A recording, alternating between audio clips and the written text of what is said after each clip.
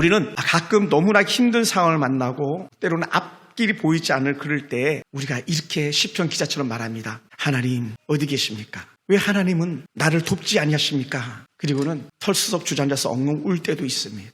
시편에 지난주 보았던 말씀 중에 보면 이런 고백이 있었어요. 시편 41편 10절에 내 뼈를 칼같이 내 대적이 나를 비방하여 늘 내게 말라기를 내 하나님이 어디 있느냐 하도다. 우리가 고난을 당할 때 나타나는 대표적 현상 중에 하나가 뭐냐? 도대체 하나님은 어디 계십니까?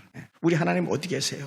어떤 성경의 저자는 이렇게 말합니다. 저 바다 끝에 가도 하나님이 안에 계시고 저 위에 올라가 봐도 하나님 안에 계시고 하나님 도대체 어디 계십니까? 그랬던 그가 나중에 이렇게 말해요. 귀로만 듣던 하나님을 내가 눈으로 보나이다라는 이런 신령한 고백을 하게 된 줄 믿습니다. 연하에서 시편 43편 3절에 뭐라 표현했냐면요. 사람들이 종일 내게 하는 말이 내 하나님이 어디 있느냐 하오니 내 눈물이 취하는 내 음식이 되었도다. 한 번도 아니고 두 번. 내 하나님이 어디 있느냐? 내 하나님이 어디 있느냐? 그래서 혹자는 이렇게도 말하기도 합니다. 시편 42편과 시편 43편은 짝을 이루는 한 편의 시다 이렇게 말하기도 합니다. 어쩌면 우리만 같지 않습니까? 여러분만 같지 않습니까? 얼마나 여러분 힘드십니까? 얼마나 고통스러울 때가 있습니까? 저도 그렇습니다. 자다가 벌떡벌떡 잠이 깰 때가 있습니다. 하나님 내게 왜 이러세요? 천군 만군을 도와줄 자를 붙였더니 내부에 저 공공의 적처럼 생긴 이런 상황 속에서 우리 하나님은 어디 계십니까? 이것이 시편 기자들만의 고백이 아니라 이 땅에 육신의 몸을 입고 오신 예수님도 당하는 고통에는 똑같은 절규가 있더라고요. 왜? 육신의 몸을 입은 사람인지라 이렇게 고백했어요. 마태복음 27장 46절과 마가복음 15장 34절 똑같이 고백했는데 나의 하나님 어찌하여 나를 버리셨나이까? 어찌하여 나를 버리셨나이까? 예수님이 철저히 육이라고 말하는 버림받은 거예요. 어떤 악한 사람들 개 키우다가 확 갖다 버려버리고 고양 키우다가 갖다 버려버리고 또 물고기 갖다 키우다가 버려버리고 하는 그런 사람들도 있잖아요. 그걸 유기했다 말하거든요. 유기견, 유기묘 이렇게 표현하는 거예요. 유기견, 유기묘. 그래서는 안 되는데 그러니까 하나님께서 우리 주님을 버리셨다라고 여길 때 우리 주님이 나의 하나님 나를 버리셨나이까. 이 하나님이 버리는 건요 우리를 위해서 버린 거거든요. 예수님을 버리신 것을 우리를 위해서 버리셨는데 당사자인 예수님은 결코 그 고통이 쉽지 않았던 것이죠. 여러분 육신의 고통은요 그러므로 누구도 부인할 수가 없는 거예요. 누구도 부인할 수 없습니다. 우리가 살아가는 조건 속에서 환경이 다릅니다. 상황이 다릅니다. 그런데 그런 아픔이 찾아올 때에 우리는 어디 가서 하소연하냐는 거예요. 저는 오늘 성경 속에 나온 한 위대한 하나님의 사람이 우리에게 좋은 역적 모델이 되어주고 있다라고 그렇게 생각합니다. 여러분 사람들이 말하지만요 사람들의 위로는요 완전하지 않습니다. 사람들의 말에 위로가 있지만 지속적일 수가 없습니다. 형편에 따라 곁에서 위로하는 이들이 다 떠날 수도 있습니다. 그것을 우리는 욥기서 읽으면 적나라하게 알 수 있습니다. 욥을 도와주고 위로해 주러 왔던 그 욥의 세 친구가 오히려 욥 이게 왜 그랬는지 알아? 너 때문이야, 너 자신 때문이야 이렇게 말했거든요. 그래서 위로하러 왔다고 완전히 그냥 더 힘들게 만드는 그런 친구들도 있었습니다. 그러나 지금 여러분 우리에게는 보이지 않지만 우리와 함께 하신 하나님은 영원히 우리와 함께 하심을 믿습니다. 하나님이 나를 왜 버리셨습니까? 라고 외쳤던 그 주님을 우리 하나님은 버리지 않았거든요. 버리지 않았습니다. 지금 여러분 곁에서 함께하는 성도들이 여러분의 아름다운 동역자로 위로자로 남아있기 때문에 우리는 끝난 게 아닙니다. 할렐루야. 여러분이 다 떠나도 우리 하나님은 여러분을 떠나지 않기 때문에 우리는 살 소망이 있는 줄 믿습니다. 가족보다 더 가까이 성도들이 있는 줄 믿습니다. 저는 그래요. 저는 늘 그렇게 생각합니다. 우리 형도 있고 여동생도 있지만 형이나 여동생은 장례식장이나 결혼식장이나 필요한 사람들이지 삶의 동반에서 그렇게 크게 영향력 끼치는 사람들이 아닙니다. 그렇잖아요. 여러분 형제 자매들 돌아보세요. 근데 정말 제게 있어서는 그렇습니다. 제게 있어서는 여러분들이 제 형보다 제 여동생보다 훨씬 나은 사람이고 사촌들은 뭐 말할 것도 없고요. 팔촌은 그런 촌수가 누군지도 모르잖아요. 근데 성도들은 늘 가까이 계시잖아요. 지금 그러므로 여러분 곁에 있는 성도들이 진짜예요. 옆에서 인사합시다. 당신이 곁에 있어서 고맙습니다. 아멘. 그러니까 그 사람에게 말할 수 있는 거예요. 형에게도 하지 못하는 일을 함께하는 동역자 친구들에게 말할 수 있거든요. 여러분에게 말할 수 있는 거예요. 지금 우리에게는 보이지 않지만 우리 함께 하시는 그 하나님의 위로가 저와 여러분과 함께 하시길 주님을 축원합니다. 우리는 하나님 믿고 조용히 기다릴 때가 필요합니다. 하나님께 버림받은 것처럼 생각한 사람들에게 또 하나님은 좀 더 기다려봐 이렇게 말하실 때가 있습니다.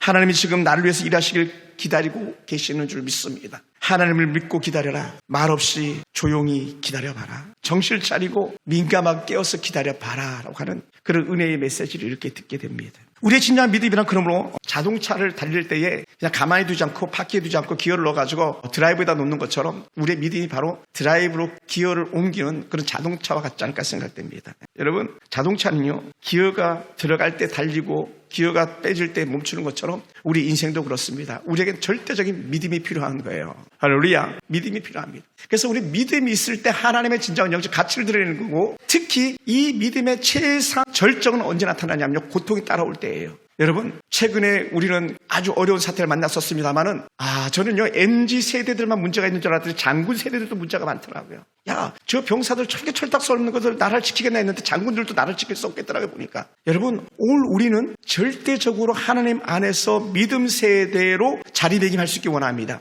진짜 충성스러운 사람들은 어떨 때 그 가치를 바라냐면요, 위기 때 진짜 충성스러운 신화가 나오는 거예요. 아멘. 평탄할 때는 몰라요. 누가 진짜 찐 성도인지 아닌지 모릅니다. 찐 하나님의 사람인지 아닌지 모릅니다. 그러나 정작 진정한 삶의 위기를 만날 때에 그가 하나님께로 달려가느냐 세상으로 나가느냐 차이가 있는 거예요. 저는 저와 여러분들 모두가 함께 그렇게 되기 원합니다. 우리는 고통의 시간이 짙어지면 짙어질수록 더 우리 안에 있는 믿음이 진가를 바라기 원합니다. 작은 바람이 흔들리지 않고, 어떤 소소한 환경이 흔들리지 않고, 내가 하나님 앞에서, 말씀 앞에서 직진할 수 있는 그러한 은혜가 있는 저와 여러분이 되기 원합니다. 여러분, 오늘 성경 본문은 이렇게 나오는 거예요. 아버지 야곱이 죽은 후에 요셉의 형제들은요, 두려움과 완전히 공포에 휩싸였습니다. 두려움과 공포에. 아버지가 죽자 형제들은요, 요셉이 자기들을 보복할까봐 두려워서 벌벌 떨었습니다. 예전에 어느 정권이 그랬잖아요. 정권이 바뀌니까 대통령을 탄핵하고 대통령을 감옥에 다 집어넣고 그와 함께 했던 사람들 다 감옥에 다 집어넣었잖아요. 수백 명이 감옥에 들어갔잖아요. 보복이라는 거거든요. 그런데 그러한 상황이 지금 야곱의 그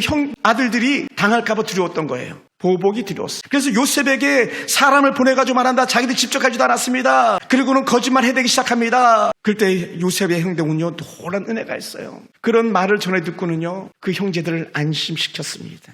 여러분, 우리 인생에는요, 풀리지 않는 많은 문제들이 있을 수 있습니다. 하나님께서 우리에게 모든 삶에서 문제를 해결할 수 있는 열쇠를 주시는 그런 하나님이시거든요.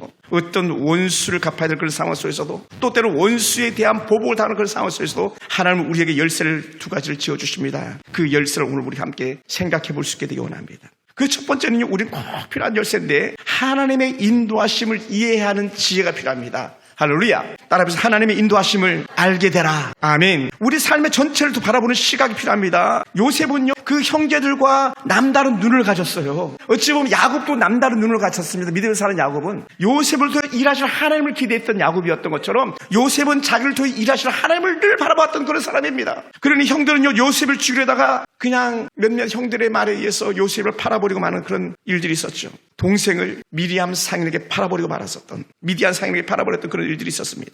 그러니 동생을 팔아버렸던 그 죄가 얼마나 컸겠습니까?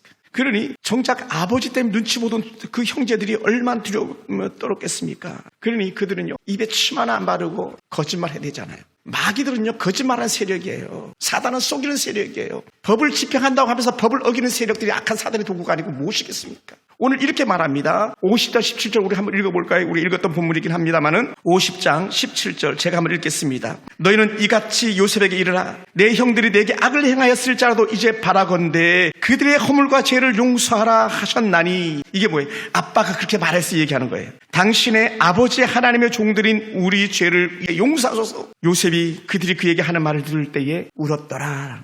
형들의 말을 전해 듣고 요셉의 가슴이 무너지기 시작했던 것이죠. 얼마나 가슴 아픈 이야기인지 몰라요.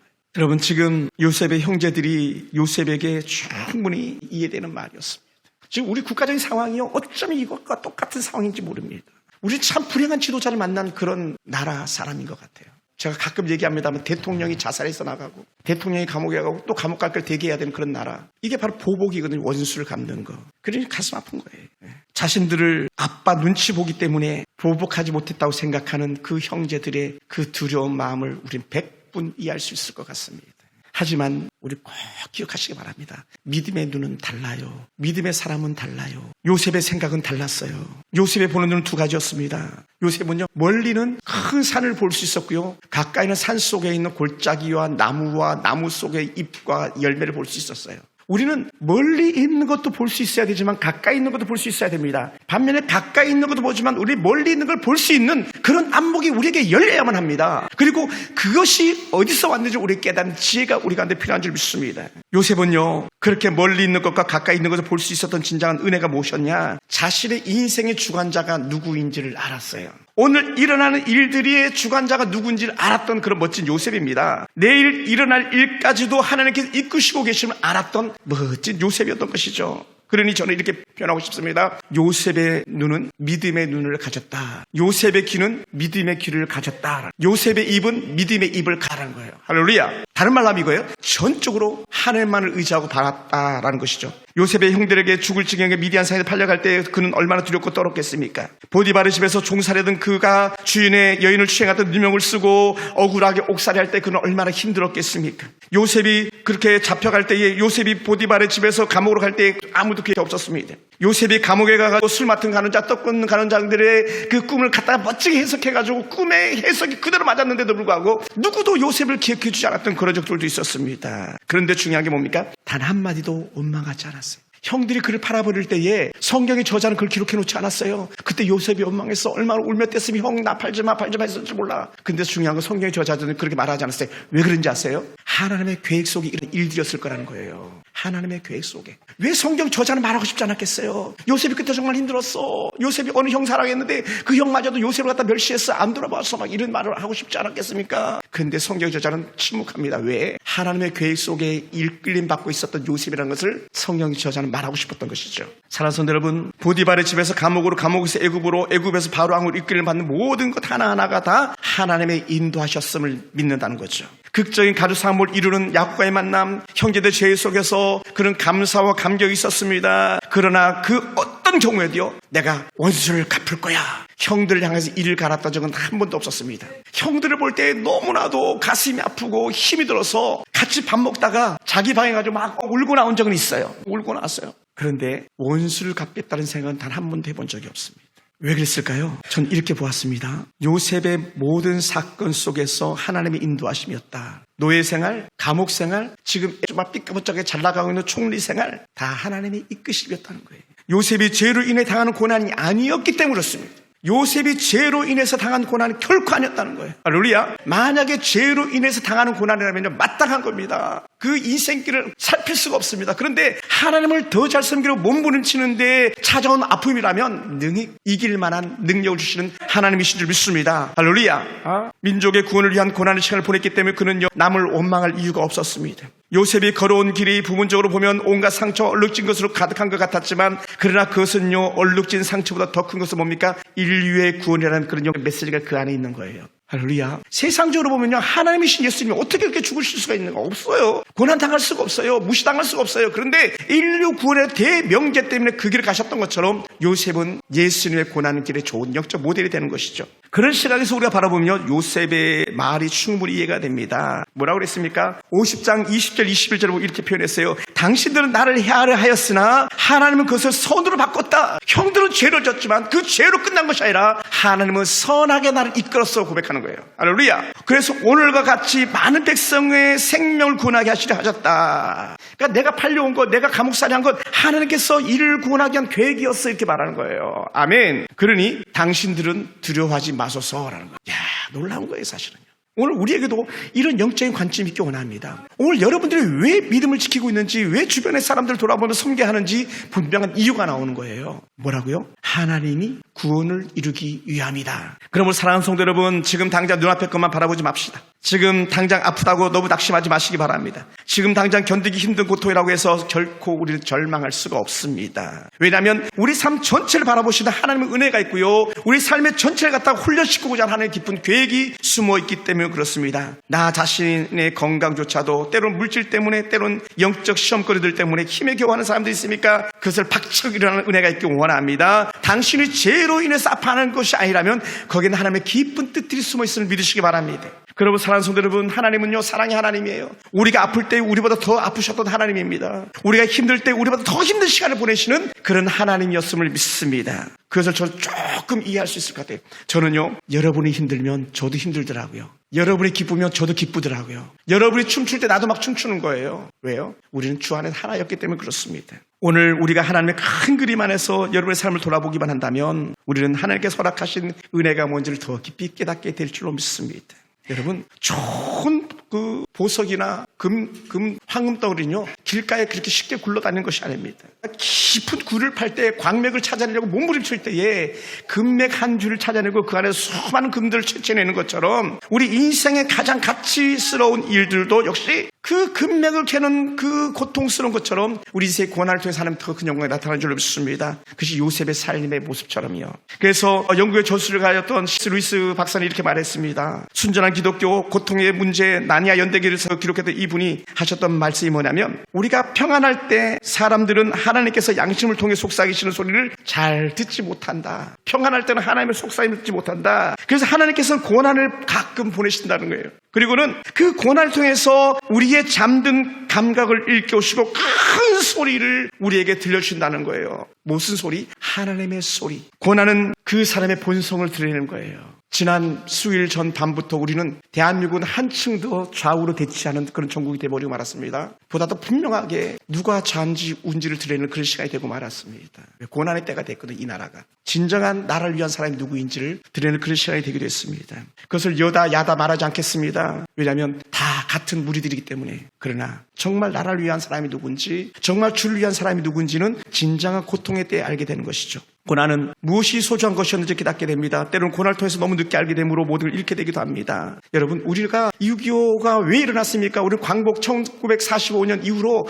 여야 대립, 다른 말로 하면 좌파 우파의 극한 대립이 결국은 나라를 망하게 만드는 6.25 전쟁을 우리는 몸소 경험해야 됐습니다. 우리가 잘 아는 1592년 임진왜란이 왜 일어났습니까? 이 임진왜란은요, 노론 소론, 다른 말로 하면 그 악한 정책, 뭐라고 말할까요? 정치적 대립들 때문에 서로 잘났다고 하다가 결국은 나라를 잃는 그런 극단적 상황 속에 가지 않았었습니까? 근데 그 피를 누가 입었습니까? 고스란히 국민에게 돌아갔던 거예요. 우리는 지난 수일간의 맨날의 고통, 또 지난 이 현 정권 이후로 계속적으로 대립되는 국회의 이런 모든 문제의 고통은요, 고스란히 우리 몫이에요, 여러분. 저들의 몫이 아닙니다. 저놈들은요, 먹을 것 쌓아놓고 사는 놈들입니다. 결국 고통 우리 몫이에요. 왜 그러냐? 죄의 쓴뿌리들이 그들 가운데 있기 때문에 그렇습니다. 그런데 사랑하는 성도 여러분, 하나님의 동행을 요셉은 확신했습니다. 위대한 하나님의 사람 요셉은요, 어떤 상황에서도 하나님이 자신과 함께 하심을 확신했습니다. 보디바르 집에서도, 애굽의 감옥에서도, 총리로서도, 지금 형들 앞에서도 나는 하나님의 사람인 것을 확신했습니다. 그러니 하나님의 인도하심이라는 거죠.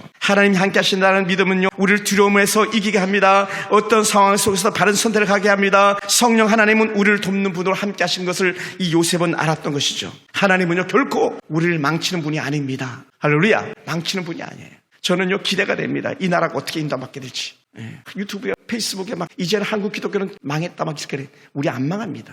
우리 안 망해요. 하나님이 이 나라 망하게 하지 않듯이 우리 교회들 망하지 않습니다. 제가 그래서 제 아끼는 후배가 이 한국교회 끝났어, 끝장났다, 망했어 이렇게 이야기를 해. 제가 그렇지 않다라고 그렇게 말했습니다. 그렇지 않습니다, 여러분. 왜 그렇습니까? 하나님은요, 악을 선으로 바꾸시는 하나님이에요.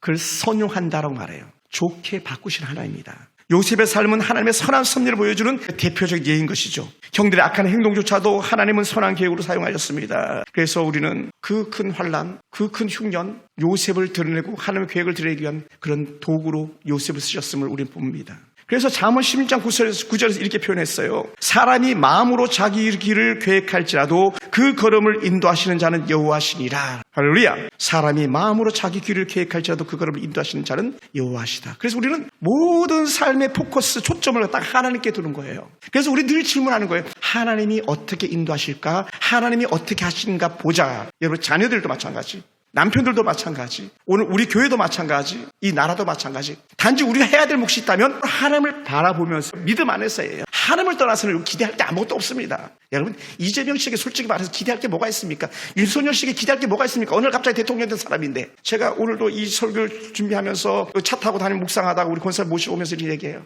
야, 술은 만국병이다. 술. 권오중 간증했습니다만은 모든 건 술이 개입되잖아요. 대통령이 술 고래야.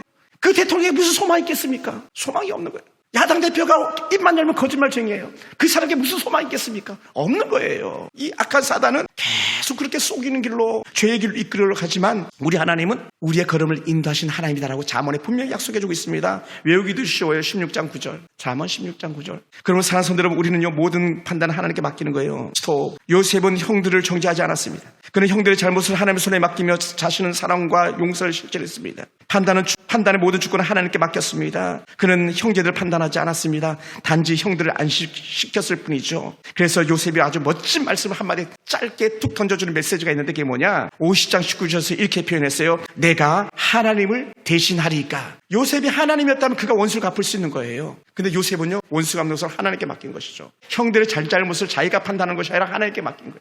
여러분, 우리도 마찬가지입니다. 우리는 칼질할 이유가 없어요, 사실은요. 누구도 우리는 칼질할 수 없습니다. 하나님께 맡겨야 돼요. 하나님이 하실 거야. 그 대신 우리가 해야 될 일이 있다면 분별력이에요. 따라해봅시다. 분별합시다. 분별합시다. 할렐루야. 여당도 아니고 야당도 아니고 늘 얘기하잖아. 주당. 우리 주님의 당이 어디냐. 하나님 기뻐하는 것이 뭐냐. 우리 항상 거기에 포커스 초점이 맞춰져야 되는 거예요. 항상. 그러니 우리는 더 살 길이 열리는 거예요. 속된 얘기일 수도 있겠습니다만은 금천구는 항상 야당이 현재 야당이 구청장도 되고 국회의원도 되는 지역이잖아요. 제가 너무 비교가 되는 거예요. 다른 구에 가보면요. 주거니 밥거리 하면 얼마나 좋았겠습니까? 그리고 서로 경쟁도 되고 경쟁 자체가 안 되잖아요.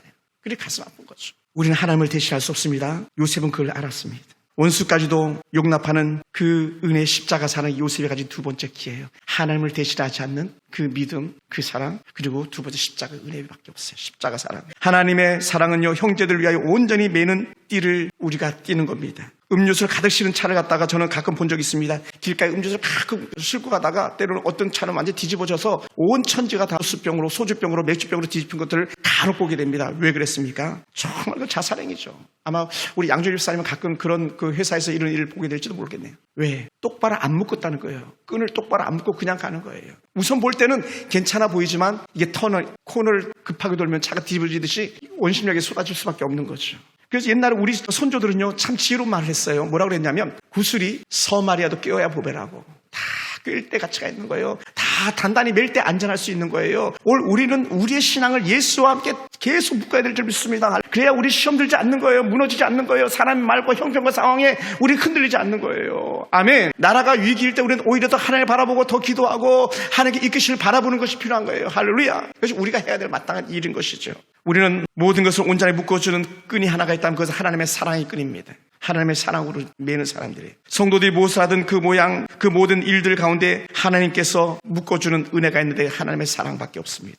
그래서 우리는 하나님의 사랑으로 모든 걸 커버해 나갈 줄 믿습니다. 요셉이 형들을 진심으로 용서할 수 있었던 이유가 하나가 있다면 그것은 하나님의 사랑을 그가 알았기 때문이에요. 그래서 그 고통스러운 상황 속에서도 언제든지 요셉의 마음이 변함이 없고 믿음이 변함이 없으니까 그 모든 상황에서 좀 더 가까이 어디로 갔습니까? 요셉이 애굽의 바로 앞으로 가는 길이 열렸던 것이죠. 할렐루야. 예수님께서도 우리에게 주셨던 말씀, 얘야 내가 너희를 사랑하지 않니? 너희도 서로 사랑해 말씀하셨던 거죠. 하나님 사랑하고 이웃 사랑하고. 여러분, 야당이 여당을 사랑하면 함부로 할 수 없고요, 여당이 야당을 사랑하면 함부로 할 수 없어요. 그들이 국민을 사랑한다면 저렇게 함부로 할 수 없어요. 국민도 마찬가지, 다 마찬가지. 그래서 우리도 십자가의 사랑으로 서로를 용서하고 하나로 묶는 은혜가 우리 가운데 필요한 줄 믿습니다. 여러분 오늘 이 은혜가 우리 가운데 필요합니다. 내 안에 있는 분노조차도 하나님의 사랑으로 잠을 지어야 될 줄 믿습니다. 요셉이 그렇잖아요. 요셉이 우리 같으면 드디어 기회가 왔다 이렇게 할 텐데 그렇지 않다는 거예요. 그러면 우린요, 사람을 주목하지 말고 하나님을 바라보라는 거예요.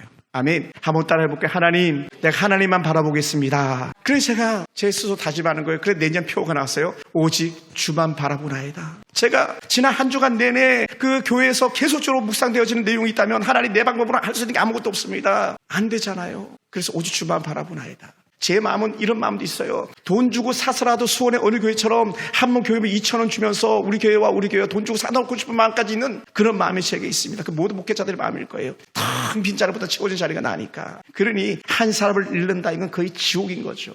그러니 제가 할 수 있는 게 아무것도 없는 거예요. 그래서 제가 할 수 있는 것은 오직 주만 바라보나이다. 18만 5천 명이 적들이 몰려올 때에 오직 주만 바라보나이다. 인생의 죽을 고백에서 오직 주만 바라보나이다. 너 끝났어, 너 사형이야, 끝났어 할 때 이 히스기야의 은혜 고백은 뭡니까? 오직 주만 바라볼 수밖에 없었는데 그 심정을 우리 헤아릴 수 있게 되기 원합니다. 지금 저와 여러분의 상황과 형편이 그렇습니다. 이 나라의 형편이 그렇습니다. 할렐루야, 할렐루야. 그러므로 사랑하는 성도 여러분, 요셉이 아주 멋진 말을 우리가 읽었던 본문에서 다시 고백했습니다. 뭐라 그랬습니까? 당신들은 두려워하지 마소서. 내가 당신들과 당신들의 자녀를 기르리이다. 그들의 간곡한 말로 위로했더라. 오히려 요셉이 형제들을 위로하는 거예요. 얼마나 멋집니까? 형, 걱정하지 마가 아니에요. 형들 위로하는 거예요. 그리고 뭐라 그래요? 형, 조카 내가 책임질게. 야, 이게 멋지지 않습니까? 조카 내가 책임질게. 형, 걱정하지 마. 조카 내가 책임질게. 야, 할렐루야. 이게 뭐라고요? 십자가 사랑이었던 거예요. 내가 너 책임질게. 우리 하은이 하영 있지만 언니 내가 책임질게. 동생이 언니는 또 동생에게 야 걱정하지 마. 내가 너를 책임질게. 막 이렇게 하는 것처럼. 이게 진정한 형제죠. 진정한 자매고. 옆에서 인사합시다. 집사님 어려운 말씀하세요. 내가 책임질게요. 시작. 너무 빨랐어요. 다시 한번. 집사님 걱정하지 마세요. 내가 책임져 줄게요. 시작. 아멘. 집사님 걱정하지 마세요. 내가 책임져 줄게요. 왜 그렇습니까? 이렇게 말했어요. 사도 바울은 로마서 12장 20절에서 야 원수가 줄이거든 먹여. 원수가 배고파하잖아. 빨리 먹여. 그리고 목말라 하니 빨리 물을 마셔. 물 줘. 이게 뭡니까? 십자가 사랑의 열매라는 거죠. 그러므로 요셉이 형제들 제목을 나열한 것이 아니라 형제들을 책임지겠다고 하는 그런 말들을 그가 했습니다. 우리가 죄를 자복하고 용서하고 할 때 하나님은요 우리의 모든 죄를 용서하시는 그런 하나님입니다. 요셉이 형들을 갖다가 손 내밀고 안아주지 않았었겠습니까? 제가 어느 분에게도 그랬어요. 손 내밀었어요. 그런 것처럼 하나님께서는 우리에게 그렇게 다가오시는 분이죠. 용서만이 아니라 하나님은 우리 모든 필요한 부분까지도 다 채워주시는 그런 멋진 하나님이 아닙니까? 그 하나님의 은혜가 우리 가운데 있습니다. 그러므로 사랑하는 성도 여러분, 우리는요 하나님의 은혜의 인생길 가는데 두 개의 열쇠 중에 하나, 십자가 사랑을 결코 잊지 마시기 바랍니다. 주님이 날 사랑하시듯이 나 또한 예수를 사랑하듯이 우리가 형제를 자매를 사랑하는 그 마음을 결코 빼앗겨서는 안 될 줄 믿습니다. 그리고 사랑하는 성도 여러분, 말씀을 마무리하겠습니다. 우리가 살아가면서 인생의 열쇠 하나님의 은혜와 십자가의 사랑 결코 잊지 않게 되기 원합니다. 하나님께 이끄시리라 그런 지혜를 가지고 바라보는 영적 눈이 열리기 원합니다. 그리고 십자가 사랑으로 그래 나도 사랑해 하나님 사랑할 수 없는데 사랑하겠습니다 라고 하는 그런 영적인 신령한 은혜의 고백이 저와 여러분 가운데 있기 원합니다. 원수까지라도 먹이고 마시게 하는 그 사랑이 진정한 사랑인 것처럼 오늘 우리 가운데 이 사랑의 은혜의 흔적들이 남게 되길 주님으로 축원합니다. 할렐루야. 기도하겠습니다.